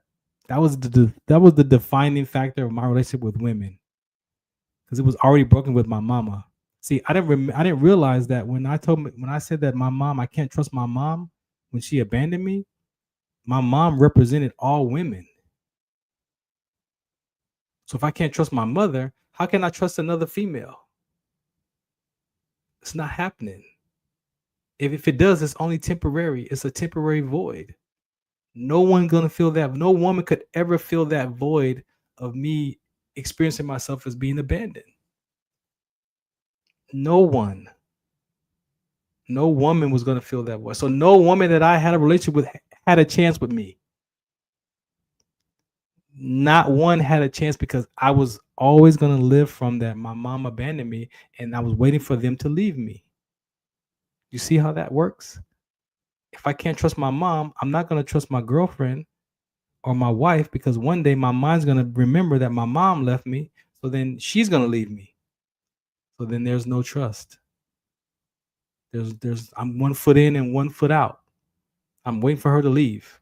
And guess what? She's gonna leave because of how I start treating her, because my behavior shuts down to protect myself from that pain of an 8-year-old. So then of course that girl is gonna be pushed away, and she's gonna eventually leave, or I'm gonna cheat on her because I'm gonna go find somebody else because I'm waiting for her to leave. But I'm not a cheater. I'm trying to protect myself from being hurt. When she does leave, I don't have to feel that pain. But I'm a cheater by labels. But no one asked Farron, what's Farron dealing with? I'm just a cheater. I'm just a player. You got 3 girlfriends, so I don't know what you're talking about. I do? Were you talking to 3 people? Oh, but I'm not a player, though. Oh, no, you're a player. I am? But I'm not a player. Yeah, well, you're labeled as a player because you got 3 girlfriends. But I had 3 girlfriends because I'm waiting for the other 2 to find out about each other, because when they do, they definitely gonna break up with me. You see the pattern? It's so ridiculous. I can laugh at it today, but when you're living in that in the moment, it's hurtful. It's hurtful. And then you look back when you discover your behavior, and you got to look back at the damage and all the people that you hurt along the way. The people that really probably loved me and that was never going to leave me, that I pushed them away. And then when I pushed them away, then my mind says, see, I told you she was going to leave you. See, there's your evidence. She's gone, right? Because I told you. Yeah. And I'm like, yeah, you're right, huh? She did leave because she was going to leave, because like my mom, can't trust her. Can't trust women. Well, of course. Of course that's what it's going to look like. And I'm always going to be right. But what if she was never going to leave me? And I pushed her away. Because we don't think about that part. Or we do, but there's so much embarrassment and pride and shame or disappointment that now you can't even fix it. She's gone. But the void is still a void. And so you can get 20 women, and it's still going to be a void. Because that void is probably from your mom. A broken fracture, a wedge between you and your mother, a wedge between you and your father, as a male child or a female child. These are the things that we teach. This is the things that I talk about at church. Our opinions about these conversations. That day I gave up being vulnerable. Whoo! That was a breakup with the 14-year-old girl. That was the defining moment that I'm done with women. I'm done. I am not putting myself out there. I'm not going to be vulnerable, and I have to defend myself in relationships. And buddy, I'm a good defender. And I am not vulnerable. And you can only imagine how that plays out. And no wonder my relationships failed. No wonder my marriages failed. No wonder. No wonder I'm by myself. From a 14-year-old decision. And I'm 55, cleaning it up. The life of a 23-year-old, faithfulness. That was the day I walked away from God. I walked away from God at 21, actually, but the 23-year-old is a more significant space in that time. But I walked away from God at 21. I found him again 6 years ago, 48, 49, when my dad died. I went to God because I didn't want to. When my dad died, we missed that humanness. So I always experience missing my dad. Today, there's not a day that goes by that I don't think about my dad. And it's been 6 years. However, I learned that I experienced missing my dad. So I had to change how I talked about my dad's passing. That was the first piece. If I say I miss my dad, it's like I put on this jacket of missing him, and it's this weight, and I can feel it's heavy, and I miss him, and all the emotions and the thoughts that go with it. But guess what? There are days that I don't miss him. There are days that I got to go back and be about Farron's life, and I don't miss him. And then sometimes I think it's wrong for me now. How come I don't miss him? Then you make yourself wrong because you're enjoying life and you don't miss the person that passed away that you love. And so you deal with your mind. That's the battle. That's the battle between the spirit and the mind. There's a real battle, a spiritual battle and a physical battle. So I learned in my development philosophy that I have feelings and emotions, and I don't have to become them. So that means that when I experience missing my dad, I don't have to put it on and wear it. I can be with the feelings. I can be with them. I don't have to become the pain. I can experience the body sensations of missing my dad. I can experience it. And it may last 10 minutes. It may last 5 minutes. I may go play some music and cry. I may go out and laugh. But it's not all day. So I start saying I'm experiencing missing my dad right now. I go be with those feelings, and I listen and I sit and I let those feelings pass. They go through my body. They go down my legs. I feel the crippling sensation of not even wanting to get up because of how much I'm experiencing missing him. I'll play a song. I'll think about something that he said. And then guess what? It goes away. It goes away. And then I get to be back about my life because now I'm grandpa. Now it's my turn to be grandpa. But what I discovered was I started living my life like, how much time I got now? My dad died at 69. I'm 55. Am I going to die at 69? How old am I going to be when my grandson is older? Am I going to make it till he's in his 20s? How much time I got? My granddaughters, am I going to live to be 70? And I started living like that. My mind started to take over that. And I'm like, oh no, I do not want to live like that. I don't want to be 10 years from now crying, talking about, I miss my dad. I didn't want to be that guy. I seen that in people. I don't want to be that guy. I don't want to be that person. And that's not wrong. I don't want to live like that. I don't want to live like the weight of my loss of my father. I didn't want that. I had too much education. I had too much knowledge. I had too much understanding about the stuff that I had been dealing with up until he passed, 8 years. So no, I did not want to live like that. I know that these principles work. I know that the Bible principles work. I know that these development educations, they work.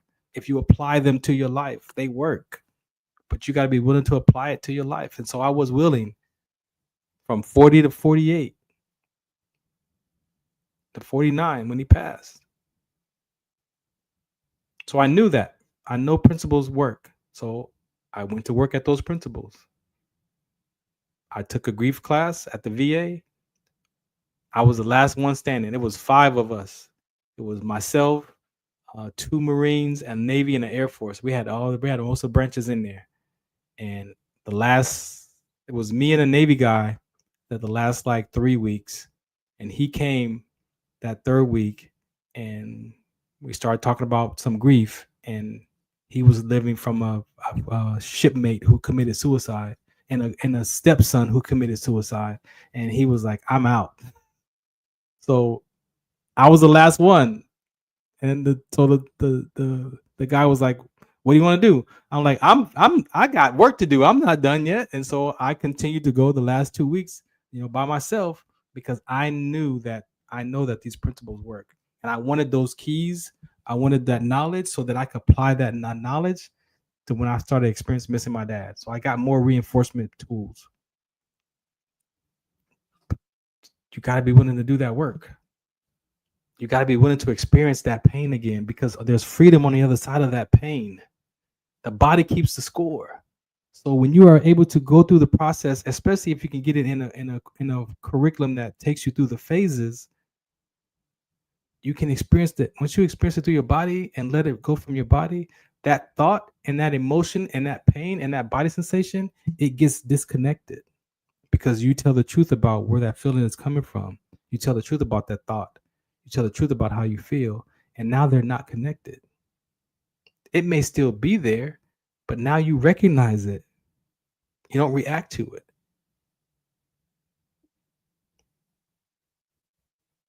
That's the difference. The perfect morning, the life of a 36-year-old. That was the day that I collapsed from sickle cell trait exertion with rhabdomyolysis. I was 36 years old in the military at ANOC, working on my Master Sergeant rank. The perfect morning. My career ended. It was a career-ending injury that day. And I didn't have to sprint. I had to realize that I had to forgive myself for sprinting that day. Because I didn't have to. I had more than enough time to pass that exercise test with a decent score, a beyond passing score for the run.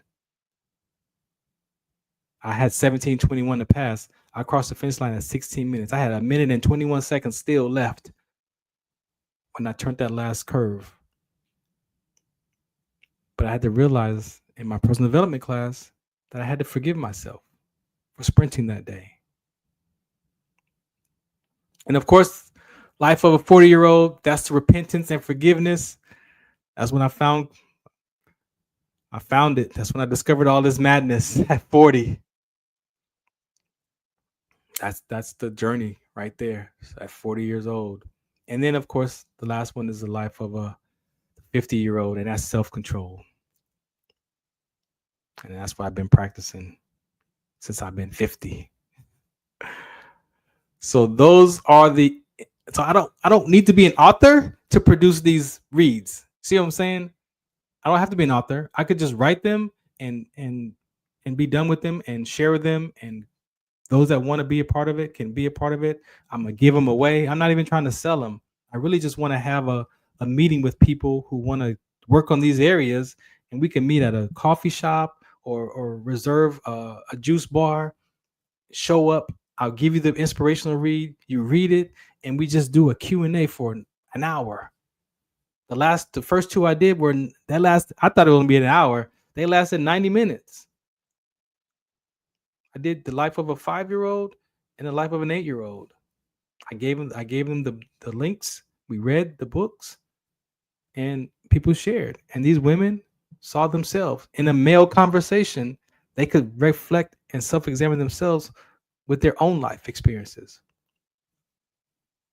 So this is for men, women, children, because their experiences. We're all human beings. We have the similar experiences. So women walked away from these reads, freedom from their own dad or their own boyfriend or husband. They could relate from a male perspective by me sharing my stories. I was surprised. I'm thinking that life of a 5-year-old about my son to father relationship is the male conversation. No, there was women there in the life of a 5-year-old. And when I drove off, I'm like, oh, shoot. And God reminded me, like, yeah, that's not just for men, my guy. That's for my people, male and female. Because we all have these childhood experiences. So that's what I wanted to share today as far as the show, this episode. Yeah, maybe I'm a storyteller. I don't know what whatever the label, whatever it comes across as, is what it is. I just know that these are important, and this is something that God has given me to deliver this message through these conversations, so that people can take a moment to self-examine themselves, to have the space to tell the truth to themselves first, not to me, to yourself first. And if you can relate, maybe you see something for yourself. Maybe that's all. That's the seed being planted by what I shared today. Or maybe I'm watering a seed that you've seen this for yourself, but you didn't know that that's what that looked like. Maybe that's your version of it. I'm going to end it with this. A lot of this, I could say 3 things at the root of all of these inspirational reads. There's 3. The Bible calls them strongholds. Right? We call them different things in the soul. You know, these are those fractures. But they are real fractures in life. And a lot of these 3 things are rooted in shame, disappointment, or embarrassment. Avoiding shame, avoiding disappointment, and avoiding embarrassment. And I live my life through these episodes avoiding shame, disappointment, or embarrassment at the end of the day. And those are real strongholds in the Bible. The first one was shame with Adam and Eve. If you read Genesis 3, the first stronghold is shame. Because as soon as they ate that fruit and Adam ate that fruit, they saw they were naked, they took off and they went to go cover themselves with some leaves. They was naked. They was shame, and then there was a little bit of blame because he blamed when God found them. Where he knew where they was at. Adam blamed her. So we got shame and blame right there in the Bible. First 2, the shame, and then the fracture is the blame.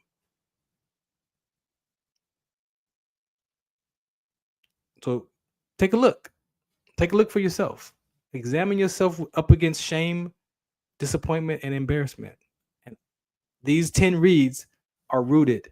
So imagine living with all 3 of those. Imagine we walk around living, avoiding shame, embarrassment, disappointment every day in everything that we do.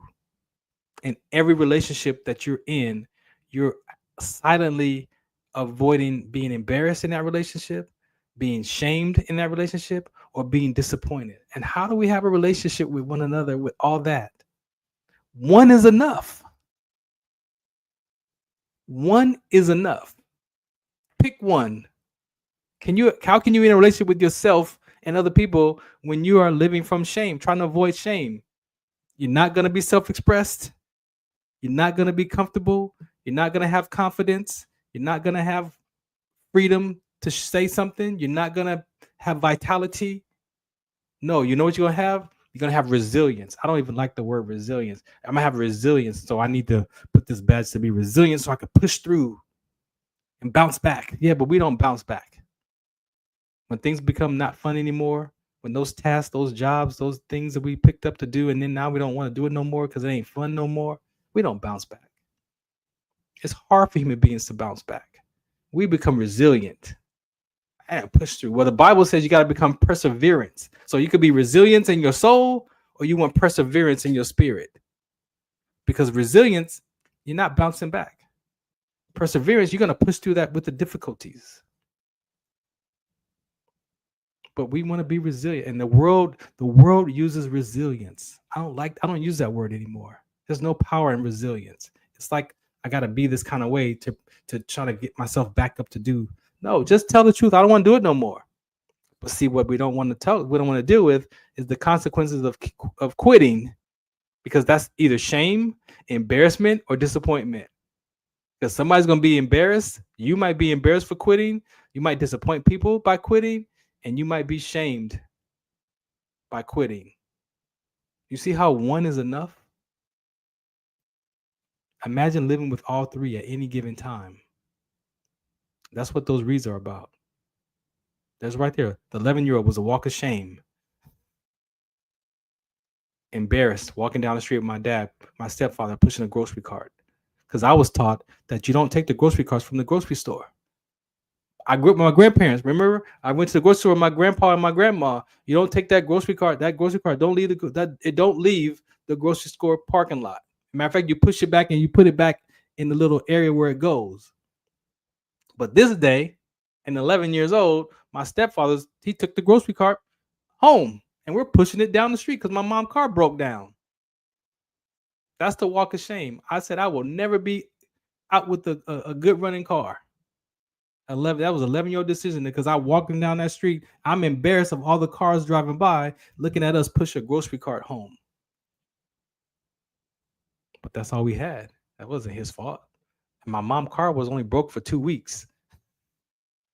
But I made a decision that I will never be without a good running car, and I will. Yeah, that was the main. I was embarrassed. I was shame. Actually, that was a walk of shame. I wasn't even embarrassed. I was shame. Oh, and we paid with food stamps. So he paid at the store with food stamps. That was one fracture. And then the grocery cart and no car. That was shame. 11 years old. You know what that did? That's why if you follow me, I had 5 cars and a motorcycle. That's why I ended up with 15 cars and not 15 real, but 5, 6 cars at a time. Buying cars. And in my depression, that's all I bought. I had 5 cars in 2 years in the heart of my depression because it filled a void that could never be filled. Because as soon as that car got a lot of miles on it, I got to get rid of it because I don't want it to break down on me. I lived from that, from 11. I've had so many cars that ain't funny. One day I'm gonna pull out all the keys. When I fix up my office, I'm gonna put all the keys on the wall of all the different cars. I think I got all the keys too that I've ever had. Brand new cars I only had for like 6 months. Nope.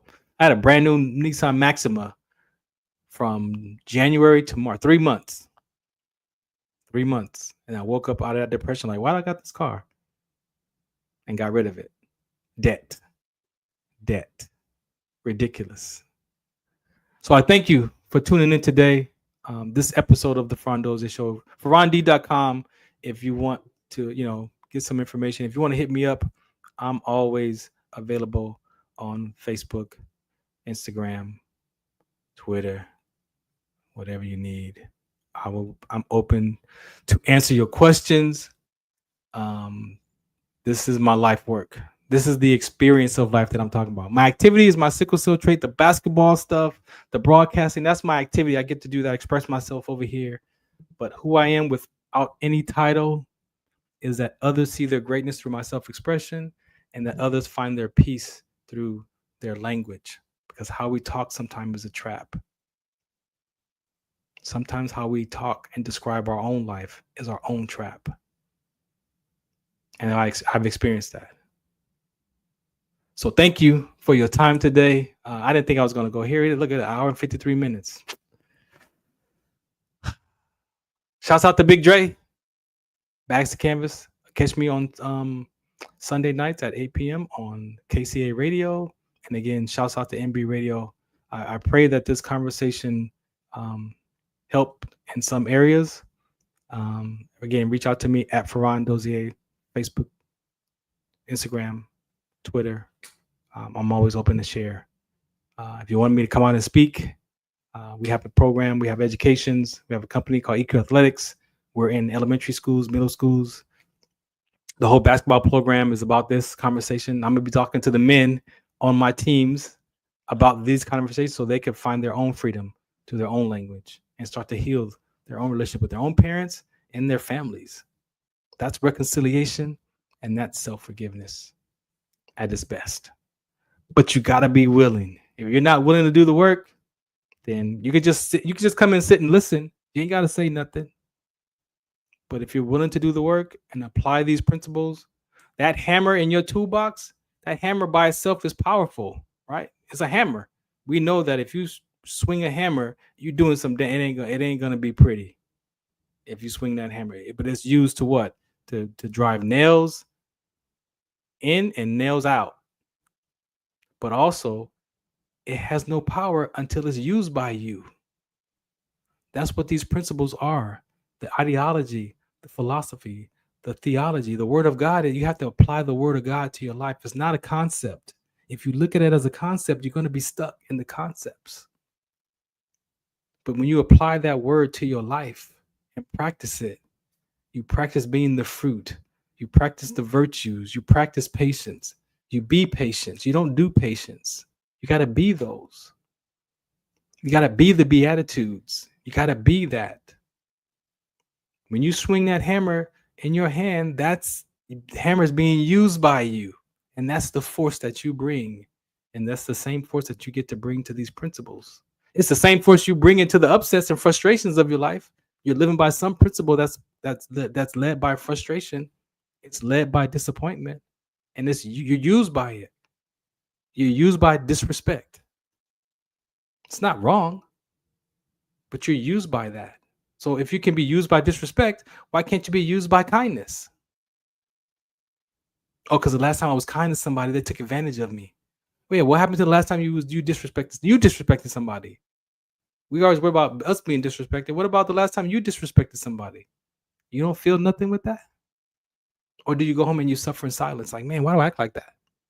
Man, I couldn't even get it together today. And then you beat yourself up with that same disrespect. All right. I got to get out of here. I love y'all. I appreciate y'all. Shout out to my moms. I love you.